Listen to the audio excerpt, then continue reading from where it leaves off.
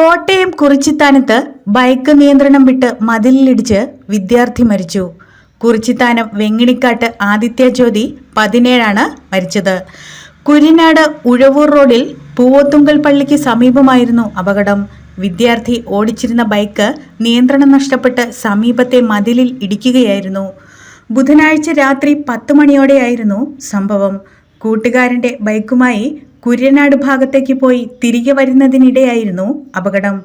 ഇതുവഴി പോയ മറ്റ് വാഹനയാത്രക്കാരാണ് ഗുരുതരമായി പരിക്കേറ്റ ബൈക്ക് യാത്രികനെ ആശുപത്രിയിൽ പ്രവേശിപ്പിച്ചത്.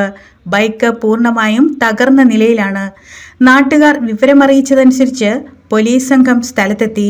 പോസ്റ്റ്മോർട്ടത്തിന് ശേഷം ഇന്ന് മൃതദേഹം ബന്ധുക്കൾക്ക് വിട്ടു നൽകും.